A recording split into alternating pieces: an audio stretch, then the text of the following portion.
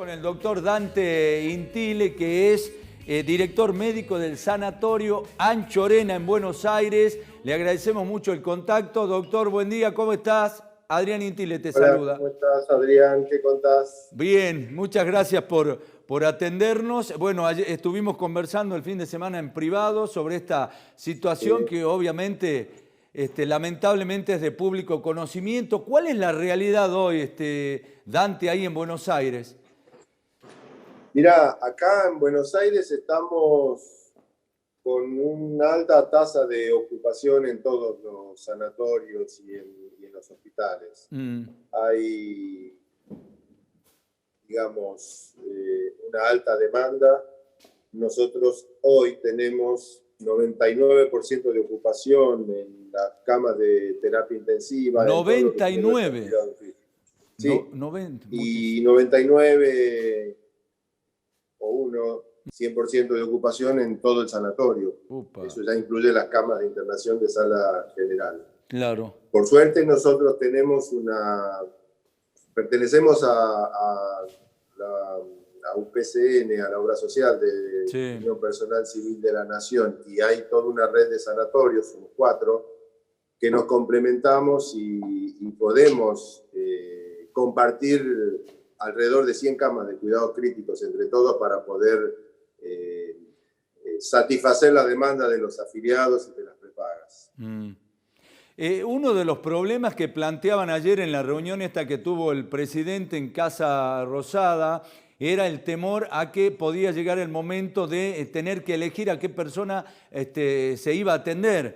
El tema del oxígeno y la situación delicada. ¿Eso es una realidad que se puede dar? No en este momento, no por lo menos no en la red de sanatorios que nosotros tenemos. Sí. Siempre, si uno piensa que la situación se vuelve incontrolable, eso es una posibilidad. Por ejemplo, con respecto al oxígeno, nosotros recibimos una notificación de nuestro proveedor que está garantizada la provisión de oxígeno para los 4 sanatorios. Bien. De hecho, lo único que vimos que cambió es que normalmente en épocas habituales la carga del termo de oxígeno acá es cada 3 días promedio, y con esta demanda actual es de una carga por día. Pero no estamos con déficit ni faltante de oxígeno. Eso no está sucediendo, por lo menos no todavía. Ahora, doctor, también planteaban en la reunión 2 cuestiones. Primero, el temor a la falta de camas para internación, y el otro, el estrés de la gente de salud, que influye obviamente. Sí, la falta de camas es una realidad. Por eso te digo, tenemos nosotros una alta tasa de ocupación y es lo que está pasando en todos los sanatorios. Yo te diría hace más o menos 3 semanas. Hace 3 semanas que hay una alarma, una alerta, por lo menos en los sanatorios privados, que tenemos o que empezamos a informar que hay una alta tasa de ocupación y que no se reflejaba en los números globales de ocupaciones que estaban en ese momento alrededor del 60%, cuando uno hace el promedio general. No era esa la realidad de los sanatorios en el medio privado. Eso se está haciendo más evidente en estos últimos días y es la realidad que estamos viendo nosotros, lo que se está empezando a transmitir. Con respecto a el estrés, el agotamiento del personal de salud, no hay duda, eso está pasando ya desde incluso antes de esta ola, de esta segunda ola o tsunami, ya se estaba hablando de la fatiga del personal de salud, de lo que cuesta conseguir recursos. Imagínate, es muy sencillo, si bien es a veces oneroso, conseguir camas para comprar o alquilar, conseguir respiradores o distintos medios para dar soporte ventilatorio a un paciente, pero lo que no tenemos así a mano tan fácil es personal entrenado, esto es enfermeros que entrenan cuidado crítico, médicos, y sobre todo algo que no se nombra mucho, pero que son esenciales en el tratamiento de los pacientes ventilados, son los kinesiólogos respiratorios. Son esenciales en el cuidado crítico y La verdad, no se podría sostener un paciente con asistencia ventilatoria mecánica si no tuviéramos la asistencia de un kinesiólogo respiratorio. Y eso hace falta. Necesitamos eso. No se resuelve el problema comprando respiradores. Necesitamos gente. Y están cansados. Claro. Trabajan mucho. Claro, por supuesto, ha cambiado totalmente el modo del reparto de las horas diarias de trabajo, me imagino a ustedes, ¿no? El reparto de las horas diarias y la actividad, porque hay médicos que empiezan a colaborar en áreas que no son las suyas. Bien. Obviamente con entrenamiento, porque de alguna manera en algún momento pasaron por cuidados críticos, entonces los clínicos, los cardiólogos están, digamos, colaborando con el soporte de estos pacientes cuando uno empieza a ventilar pacientes en áreas que no eran exclusivamente de terapia intensiva, pero que sí son áreas bien preparadas para el soporte avanzado. Eso está pasando acá, está pasando en el hospital de clínicas, en todos lados. Dante, vos estás en un área estratégica en este caso, en el tema de emergencia, o sea que ves, te encontrás cara a cara con la realidad esta, sin duda, ¿no? Así es, todo el tiempo, porque tiene que ver con la gestión. La gestión nuestra en la dirección, somos dos directores, es tanto asistencial como la gestión del recurso, de tratar de optimizar las condiciones de trabajo y de seguridad para los pacientes. Así que estás todo el tiempo en la línea de batalla. Dante, ¿cómo están viviendo el tema de las vacunas ustedes? ¿Llegan constantemente vacunas?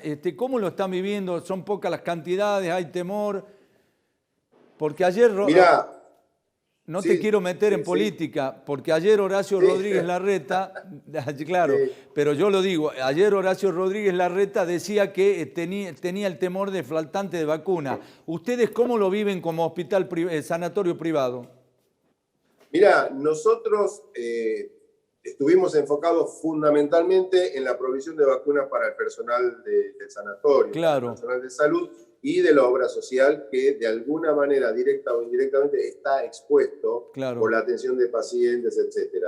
Y teníamos vacunados, no tengo los números finales, pero nos llegó provisión para vacunar casi al 80% hasta el momento del personal y se sigue vacunando. Nos siguen llegando llamados ahora a través del ministerio para que la gente vaya a vacunarse a otros centros. Antes la vacuna llegaba al sanatorio, pero ahora se centralizó a través del ministerio.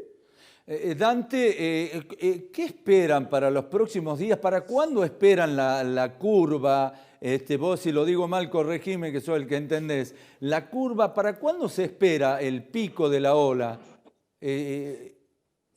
Hay modelos matemáticos que nos permiten estimar el comportamiento de la pandemia. El problema es, cada modelo matemático, hay varios, depende de cuál es el input, el dato que uno tiene que incorporar. Una cosa es un modelo matemático con el AMBA totalmente cerrada, otra cosa es un modelo matemático con todo el mundo entrando y saliendo, con pocas restricciones, etc. Globalmente, así como estamos, uno espera todavía que haya un incremento de casos, de acuerdo a algunos modelos, que podría ser hasta abarcar la primera quincena de mayo como pico. No quiere decir que después baje, sino que quizás se quede en una meseta alta. Ahora, Dante, no te quiero meter en política y de alguna manera siempre te estoy metiendo. La pregunta es esta, vos como profesional de salud, ya por el tema de la salud, ¿no? Desde ahí lo miremos. ¿Vos considerás que están bien las medidas, hay que restringir, hay que profundizar o controlar las que ya están? ¿Qué esperan los médicos de la política en torno a esa realidad? Porque ustedes son los que están en la trinchera desde hace más de un año, ¿no? Mirá, siempre en toda pandemia donde en este caso el virus se disemina con tanta facilidad, cuanto más restricciones haya, cuanto más uno pueda limitar esa transmisibilidad entre personas es mejor. El cómo, uno tiene que apelar sobre todo más que a las medidas, a la conciencia social, que es por ahí lo que está fallando, porque uno puede poner medidas restrictivas, pero pueden cumplirse o no cumplirse.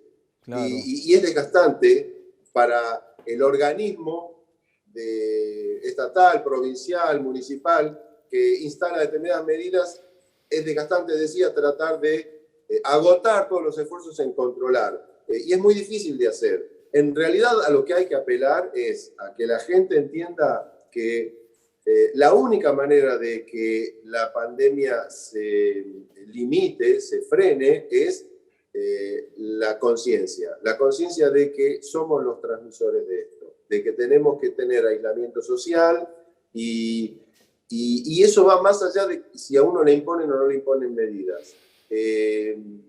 Hablando alguna vez con una residente en una ciudad cercana a Wuhan el año pasado, decía que la gente no salía. Y entonces preguntaban por qué, cómo hicieron si las medidas eran muy estrictas, si el gobierno controlaba mucho. Decía que no, que nadie controlaba nada, solo habían dicho que no había que salir, la gente no salía.